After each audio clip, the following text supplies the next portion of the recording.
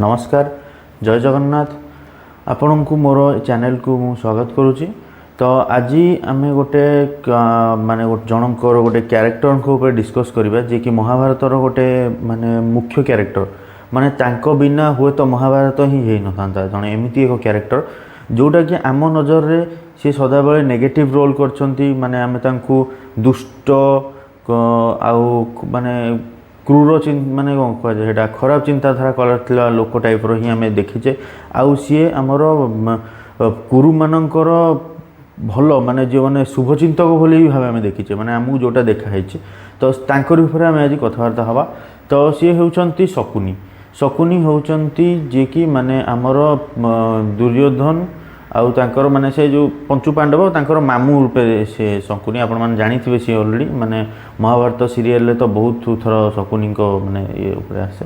तो शकुनी होउचंती से तो हम समस्त नजर रे शकुनी कौन एक्चुअली शकुनी कौन माने भल ना खराब शकुनी जदि न था महाभारत कौ जीव को जाई पारथांता शकुनी डेथ पर स्वर्ग केमिति मिलला ए सब ऊपर आम डिस्कस करवा।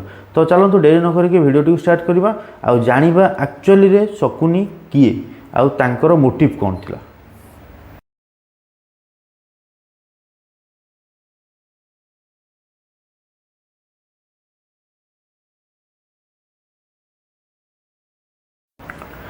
कहानीटी आरंभ करने पूर्व मुझे जनईदेवाई चाहूँगी कि जदि आप मो चैनल नुआ अच्छा ताल चैनल टी सब्सक्राइब कर दिंतु आउ जदि ऑलरेडी आपण मैंने मो चैनल देखी जानी ताल ए वीडियो जदि भल लगे ताल आप लाइक आउ शेयर करें। तो चलतु कहानी को स्टार्ट करवा। तो कहानीर आरंभ होची कहानीटी होची माने आमर गांधार माने गांधार जोटा कि वर्तमान भी एक्जिस्ट करुच्ची अफगानिस्तान एक्चुअल से वर्तमान अच्छी। तो सेतबेलर जड़े राजा थिले सुबल तांको ना जे कि माने शकुनी आउ गांधारी जो थिले तांकर ही भी पिता थिले सी माने तांकर बापा थिले। तो गोटे दिन कौन है ना राजा सुबल कौन कले ना गोटे यज्ञ कले। तो सी कौन करते ना बहुत दूर बहुत लोक मान डाकी माने आमर ज्ञानी गुणी लोक मान डाकी तो सहित गोटे पंडित भी जड़े आसते। तो से पंडित जो गांधारी जो माने माने जातक देखिले सी कहले कौन जे कि गांधारी प्रथम स्वामी जे तांकर डेथ हम आ सेकेंड स्वामी जे सी ही बंची पारे। तो राजा सुबल बहुत दुख माने दुख प्रकाश कले कारण तांकर एकमात्र झील थिला गांधारी तांकर एक्चुअली कौन 100 पुओ थिला आउ गोटे झील थिले माने 100 पुओरे गोटे झील माने 100 पुओ भितर शकुनी भी आसुचंती शकुनी हेले सभा सान पुओ सभा सान पुओ हेले शकुनी आउ गांधारी जणे गांधारी गोटे झील। तो जो राजा जो विषय जानले ना राजा को बहुत खराब लगे तो माने दुख लगे। तो राजा कौन कले ना कौन करेंगे तो राशि जातक ये तो भगवान का हाथ हाथ किसी ना। तो तांको से ब्राह्मण जने सजेसन देले कि गोटे काम कर तुम गोटे गांधारी मैरेज प्रथम आउ जन सहित कर दियो जोटा कि तांकर डेथ है सी जमी आउ जन मैरेज करेंगे। तो सी आउ जन पशु को गोटे छेली सहित से बाहर करदे। तो स्वाभाविक विषय जमती से छेली सहित मैरेज छेली सहित मैरेज कले किछ दिन पर छेली डेथ होगा। तो तापर जाइए से हस्तिनापुर राजा धृतराष्ट्र को मैरेज कले। जेतबले धृतराष्ट्र को जानिले कि धृतराष्ट्र जानिले कि सी जहाँ मैरेज कर जड़े विधवा माने देखो जन हस्तिनापुर चक्रवर्ती सम्राट सी तांकु जेतबले ए विषय जना पड़ला कि मु जहाँ मैरेज कर सी जोटे विधवा तो सी बहुत रागिगले आउ माने तांको राग एते हेइथिला कि सी माने मोर गांधारी 100 भाई आउ राजा माने तांकर बापा तांकु आनिके बंदी बुहरी रखिदेले। तो बंदी कले ता सहित गोटे पनिशमेंट देले कि केवल प्रतिदिन गोटे थर गोटे मुठा खाइबा दिया हबो माने जोटा कि गोटे मुठारे 101 जन केमती खाइबे तो ऑब्वियसली डेथ हो। तो एटा जेतबले से कहले तो लागू होगला राजा आदेश कहीं काटि पारे ऑर्डर लागू होगला माने राजा सुबल सहित 100 पुओं को कारागार में पसुरी दिगला। तो राजा सुबल जो देखिले कि एमती किसी लाभ ही ना माने कौन आम एमती गोटे मुठारे केते दिन बंचबू तो आम बंची पारूनी। तो सी गोटे माने उपाय चिंता कले कि कौन कले माने आम तो जहाँ ना है मरबू आम किंतु किसी न कि करके मो वंश को बचाइक पड़ो। तो सी कौन कले ना गोटे उपाय पाचिले कि ए मुठाए चाउल जदि आम गोटे गोटे लोक को जब डेली गोटे गोटे मुठा चाउल दि जाए ताहले से बंचीज।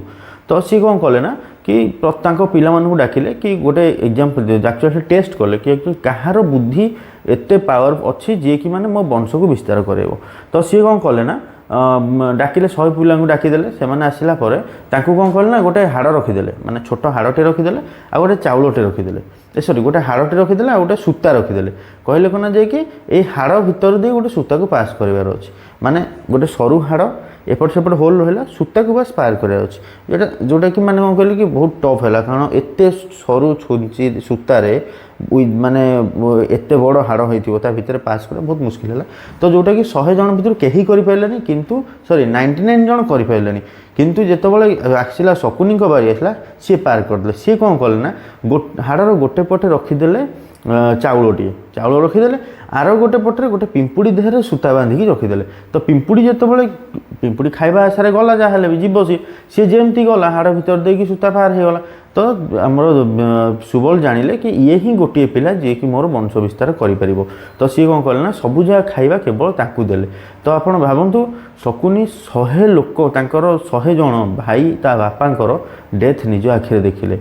ତାପରେ ଯେତେବେଳେ ରାଜା ଯେତେବେଳେ ଜାଣିଲେ କି ମାନେ ମୋର ଡେଥ୍ ହେବା ଟାଇମ୍ ଆସିଗଲା, ସିଏ ତାପରେ ଧୃତରାଷ୍ଟ୍ରଙ୍କୁ ବହୁତ ରିକ୍ୱେଷ୍ଟ କଲେ କି ମୋର ଗୋଟିଏ ବୋଲି ପୁଅ, ତାକୁ ମାନେ ଇଏ କରିଦିଅ, ମାନେ କ'ଣ କହିଲେ ବାଛନ୍ଦ ଟାଇପ୍ର କରିଦିଅ ପଛେ, କିନ୍ତୁ ତାକୁ ବାହାର କରିଦିଅ କାରବାର। ତ ଯାହା ବାଧ୍ୟ ମାନେ ଇଏ ହେଇକି ସିମ୍ପାଥି ଦେଇକି ଧୃତରାଷ୍ଟ୍ର କ'ଣ କଲେ ନା ତାଙ୍କର ସେ ପ୍ରସ୍ତାବକୁ ଆକ୍ସେପ୍ଟ କଲେ। ଆଉ ଏଇଟା ହିଁ ତାଙ୍କର ସବୁଠୁ ବଡ଼ ଭୁଲ ହେଲା, ଏଇଟା ତାଙ୍କର ସବୁଠୁ ବହୁତ ବଡ଼ ଭୁଲ ହେଲା, ଯେଉଁଟା କ'ଣ କି ସେ ଆମର ଶକୁନିକି ବାହାରକୁ ବାହାର କରିଲେ, ଯେଉଁଥିପାଇଁ କି ହିଁ ମହାଭାରତ ହେଲା।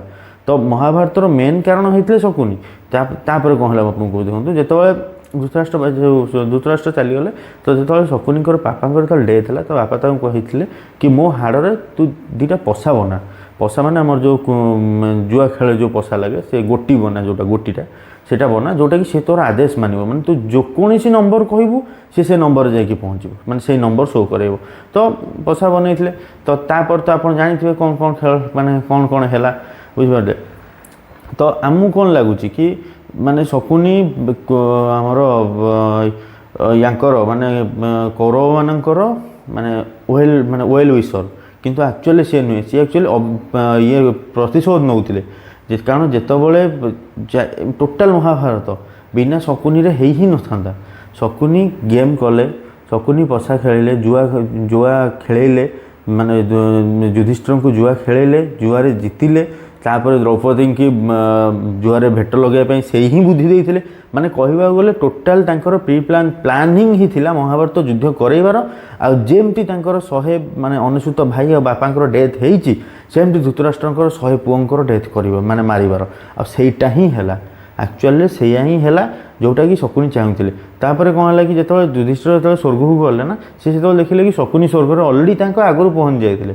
ତ ଏ କଥା ଯେତେବେଳେ ସେ ଶ୍ରୀକୃଷ୍ଣଙ୍କୁ ପଚାରିଲେ କି ମାନେ ଶକୁନି ଏତେ ଖରାପ କାମ କରିଥିଲେ, ସ୍ୱର୍ଗ କେମିତି ମିଳିଲା, ତ ତାଙ୍କୁ ଭଗବାନ କହିଥିଲେ କି ଶକୁନି ଯେତେ ଯାହା ବି କରିଥାନ୍ତୁ ନା କାହିଁକି, ସିଏ କେବଳ ତାଙ୍କର ପ୍ରତିଶୋଧ ନେବା ପାଇଁ, ମାନେ ଗାନ୍ଧାରୀଙ୍କ ସହିତ ହେଇଥିବା ଯେଉଁ ଖରାପ ଯେ ହେଲା ତାହାର ପ୍ରତିଶୋଧ ନେବା ପାଇଁ, ତାଙ୍କ ବଂଶ ଯାହା ହେଇଥିଲା ତାହାର ପ୍ରତିଶୋଧ ନେବା ପାଇଁ ସେ ନିଜ ଜୀବନ ଦେଇଥିଲେ। ସେ ତାଙ୍କ ନିଜ ଜୀବନକୁ ମାନେ ଏମିତି ଖୁସିରେ ଦେଇଥିଲେ କେବଳ ତାଙ୍କ ପ୍ରତିଶୋଧ ନେବା ପାଇଁ। ତ ଇଏ କିଛି ଭୁଲ କାମ ନୁହେଁ, ତ ଯେଉଁଥିପାଇଁ କି ତାଙ୍କୁ ସ୍ୱର୍ଗ ମିଳେ। ଏଇଟା ଥିଲା ଶକୁନିଙ୍କର ମାନେ ରିଏଲ୍ ଷ୍ଟୋରି, ଯେଉଁଟାକି ଶକୁନିଙ୍କ ସହିତ ଏଇଟା ଘଟିଥିଲା।